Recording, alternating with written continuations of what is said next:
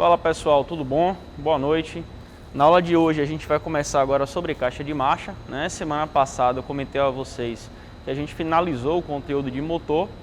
Eu sei que para muitos, né, que estavam assistindo aí as aulas, né, ficaram com aquela sensação de que não conseguiu meter a mão na massa, mas eu venho tranquilizar os senhores, né, lá na frente. Acredito que lá aproximadamente no sexto ou no sétimo semestre vocês têm uma disciplina de 60 horas de motor, então vai ser possível a gente poder fazer todas as nossas desmontagens, tá?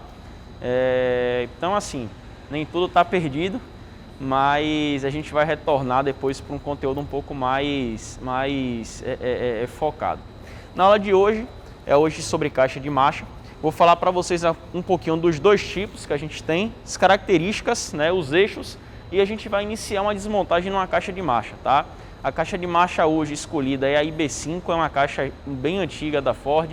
Quando eu falo bem antiga, é porque foi uma caixa que foi lançada há muitos anos e ela, né, perdurou aí, né, quase que uns 15 anos aí de funcionamento. Ela foi lançada como IB4, sofreu uma reestilização, foi para o IB5 e hoje a gente ainda tem essa caixa sendo vendida, né, como a IB5 Plus ou IB5+, né? Mas é uma caixa assim bem conhecida no mundo automotivo, tá? Bom, um pouquinho do tipo de caixa de marcha. Basicamente temos dois tipos de caixa de marcha, tá? O tipo compacto e o tipo simples. A gente vai fazer prática dessas duas caixas, beleza? A do tipo compacta, que é a nossa aula de hoje, é um tipo de caixa de marcha em que a gente tem a presença do diferencial dentro dela, tá certo? Então toda a caixa de marcha que o diferencial já está acoplado dentro da própria caixa, ela recebe o nome de caixa do tipo compacta. As caixas de marchas que não possuem diferencial internamente, o diferencial está fora, lembrem vocês que todo veículo, né, precisa ter um diferencial. Então, as que não possuem o diferencial dentro da caixa, né, são classificadas como caixas do tipo simples. Então, o conjunto diferencial, ele precisa vir fora da caixa de marcha e aí geralmente ele vem acoplado no eixo traseiro, tá bom? Mas a gente tem essas duas características, esses dois tipos. Quais são as características de cada um desses tipos? Como eu já antecipei, caixa de marcha do tipo simples é aquela que não possui diferencial, sendo que a do tipo compacto ela possui o diferencial. A do tipo simples, geralmente ela é mais aplicada para veículos de grande porte ou veículos que a gente precise ter até 6 velocidades, tá certo? Não é uma regra, não quer dizer que toda a caixa de marcha de 6 velocidades ela seja do tipo simples, não é isso que eu estou querendo dizer. Mas em carros como o Blazer, Ranger, S10, em que a gente precisa ter uma caixa de marcha maior, até para poder comportar, né, mas suportar, né, o torque que está vindo lá do motor, muitas vezes a escolha, né, se dá por uma caixa de marcha do tipo simples, já que a tração na maioria desses carros é uma tração traseira, tá certo? A gente fez uma aula logo no início do nosso semestre, a gente filmou, né, tinha uma S10, se não estou enganado, foi S10 uma Ranger, tá? A caixa de marcha do tipo compacta, por sua vez, é a caixa presente na maioria dos carros leves, tá? Já que os carros leves, eles possuem a tração dianteira, é muito mais fácil que você coloque todo o conjunto, né, na mesma peça. Então o diferencial vai junto ali da própria caixa, tá certo? A tendência é que essa caixa ela não consiga suportar altíssimos torques, né? Por ser uma caixa mais compacta, uma caixa menor, ela tem essa limitação, tá certo?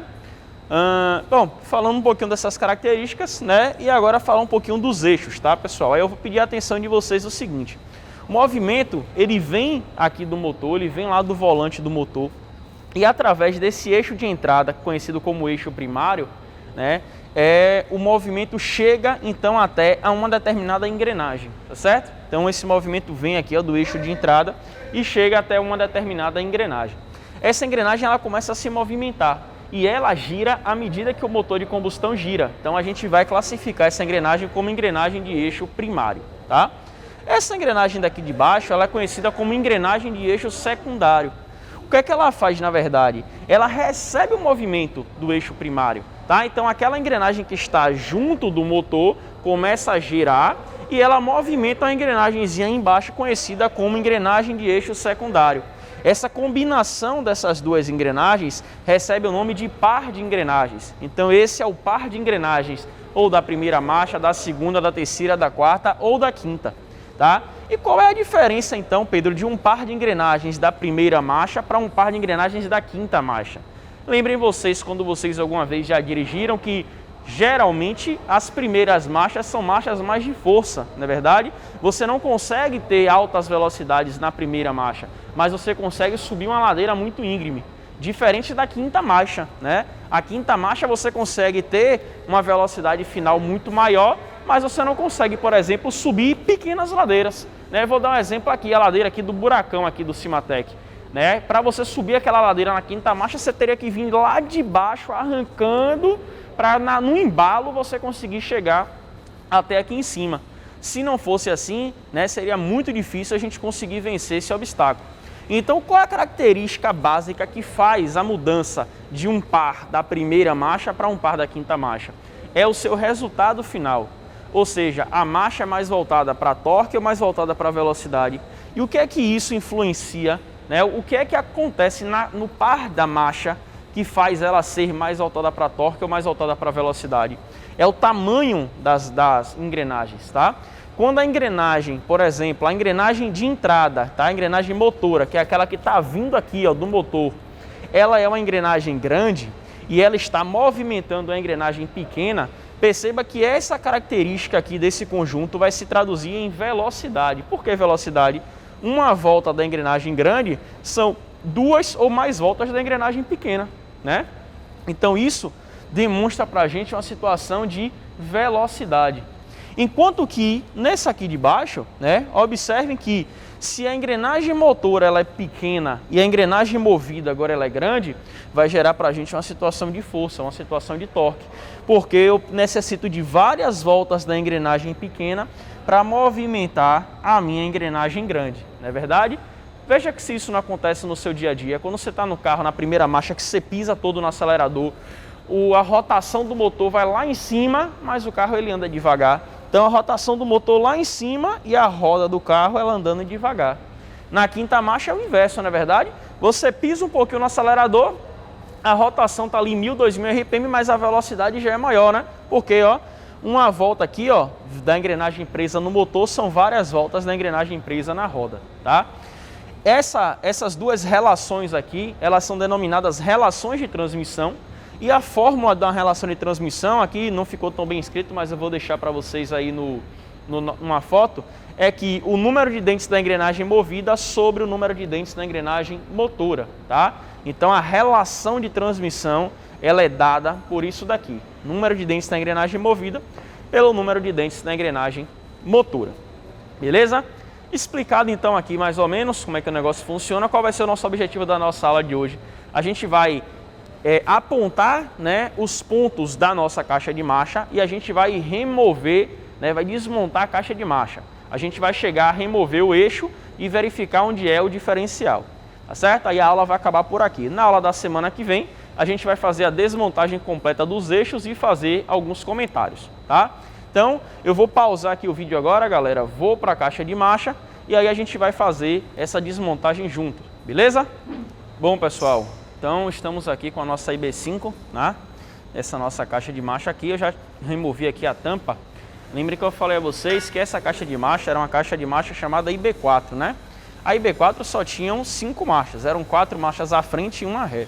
Aí quando quiseram colocar uma marcha a mais, né? Fizeram esse adendo, né? Fizeram esse suportezinho aqui para poder, né, tá colocando um par de marchas a mais. Pedro, cadê o par de marchas se eu estou vendo uma? É porque aqui a gente já deixou removida porque precisa de uma ferramenta especial, tá? Então a gente ia perder muito tempo aqui nessa remoção, eu já preferi já deixar, né, o par removido. Mas aí aqui agora, ó, vou fazer o restante da remoção aqui do nosso par que ficou montado. Então, puxar aqui, ó. Essa peça aqui, ó, que eu tirei agora, pessoal, ela é conhecida aqui como garfo, tá? Garfo de seleção. Essa peça daqui, ó, que prende no garfo é conhecido como a luva, beleza? E aí aqui nós temos agora o conjunto da nossa engrenagem. O conjunto da nossa engrenagem é formado, né? Deixa eu usar as duas mãos aqui. Pronto. O conjunto da nossa engrenagem é formado pelo cone. Essa peça aqui é denominada de cone, tá? Essa peça daqui é denominada de anel sincronizador, beleza? Que ela vem por dentro do cone. E aqui, ó, é onde nós temos necessariamente a nossa engrenagem, tá? A engrenagem ela pode ser de dentes retos, dentes chanfrados ou dentes helicoidais, né? Ela aqui, esta engrenagem, ela tem a parte de dentes, né, chanfrados que vão travar aqui sobre, né, o cone e sobre a luva, né? Então, quando a luva deslizar, esses dentes da luva, eles vão travar aqui, ó, nesses outros dentes aqui. E essa parte aqui de dentes helicoidais é a parte que entra em contato diretamente com o outro lado, beleza? Então, removemos aqui, ó, o nosso primeiro conjuntozinho, né? Ficou faltando só o outro par. Eu vou remover agora aqui essa tampazinha, tá? Vou tirar essa tampa, vou tirar essa peça e aí a gente vai remover essa carcaça aqui maior, beleza? Então vou dar outro pause e daqui a pouco a gente retorna. Bom, galera, então fizemos a remoção aqui da tampa, tá? Tinha até essa junta aqui, ó, a gente já removeu. E agora a gente observa aqui, ó, os dois eixos, tá certo? Um desses eixos é o eixo de entrada e o outro é o eixo de saída, tá? Então um ele atravessa totalmente a caixa e o outro fica mais no meio aqui. Vocês vão entender um pouquinho melhor quando a gente realizar o resto da desmontagem. Essas duas peças que vocês estão vendo aqui, essas meias luas, tá? Elas são, como é que eu posso dizer a vocês? Passadores, né? O nome correto não é nem passador, tá? Mas basicamente o que elas fazem é delimitar o espaço aqui do nosso rolamento, né? Então elas são utilizadas aqui para impedir que o eixo fique subindo e descendo e poderia trazer muita vibração para o seu funcionamento. E aí a gente vai remover aqui agora.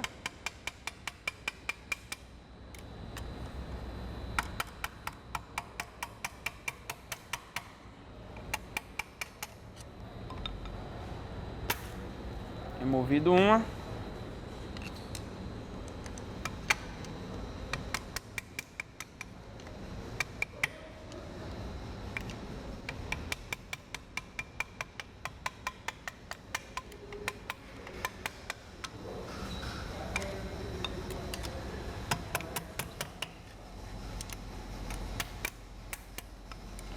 Removido o outro, tá? Os eixos ficaram livres. O que é que a gente vai fazer?